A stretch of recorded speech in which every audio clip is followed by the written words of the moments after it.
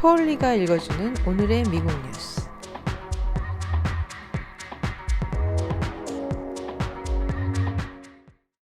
오늘 뉴욕타임즈의 일면에는 민주당 부통령 후보로 선정이 된 카멜라 해리스 상원의원이 연설을 하고 있는 장면이 크게 나오고 있습니다. 조 바이든 후보는 뒤에서 앉아있는 모습이었는데요. 헤드라인으로는 Biden and Harris vow to revive U.S. as Trump attacks 이라고 다루고 있습니다. 여기서 나오는 그 vow, V-O-W 이라는 단어는 맹세를 의미하는 뜻을 가지고 있는데요. 미국을 회복시킬 것이라고 맹세했다라는 번역을 할 수 있습니다. 트럼프 대통령과 공화당은 계속 공격을 퍼붓고 있다라는 작은 헤드라인도 나오고 있는데요. GOP falls back on pattern of insult 이라고 다루고 있습니다.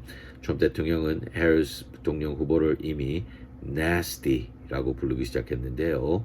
그 nasty, nasty라는 단어는 트럼프 대통령이 여성을 비난할 때 흔히 쓰는 말이라고 설명하고 있습니다. 못된 성격이라는 말인데요. 전에 브렛 카바나 대법원 청문회에서 나온 그녀의 질문들은 험악한 성격을 보여주고 있다라고 했습니다. 예비선거 안에서도 바이든 후보를 그녀같이 끔찍하게 공격한 후보도 없다라고 지적하며 왜 바이든 후보가 그녀를 선택했는지 알 수 없었다라고 합니다. 그리고 저메이카에서 인도 이민자 사회에 나온 호녀라가 어떻게 미국 흑인들을 대표할 수 있냐는 질문도 던지기 시작했는데요. 그녀를 흑인으로 받아들이지 않는 발언들도 공화당 안에서 계속 나오고 있다라는 기사입니다.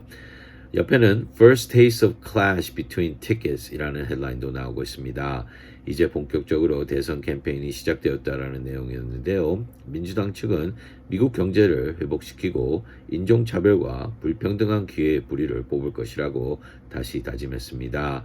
지난 3년 동안 백악관이 내린 행정명령들을 이제 뒤집어 엎어야만 한다라고 했는데요. 그것은 미국의 참모습이 아니기 때문이라고 했습니다.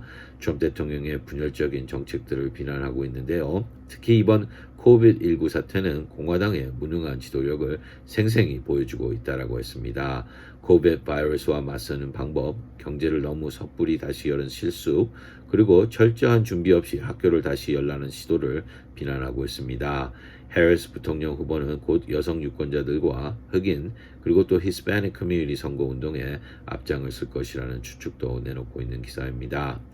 또 조지아 학군 안에서 이미 1193명의 학생들과 선생님들이 격리되었다라는 우려스러운 소식도 나오고 있습니다.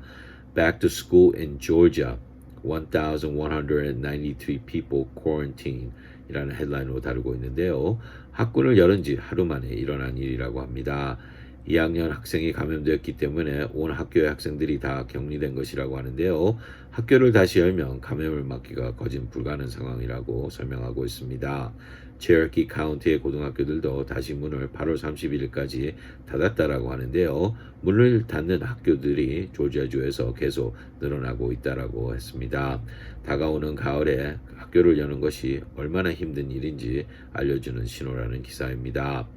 마지막으로 밑에는 베이룻에서 살고 있는 어느 한 아이가 머리카락을 다듬고 있는 모습이 나오고 있습니다.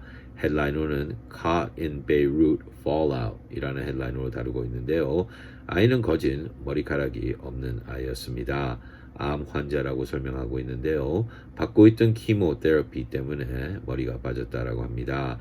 문제는 지난주 베이룻 항구에서 일어난 폭발 사건으로 이 아이가 다니는 병원이 파손되었다라는 것인데요. 당장 치료를 받기 힘든 상황이라고 설명하고 있습니다. 식량도 식량이지만 의료품도 지금 턱없이 부족한 상황이라고 하는데요.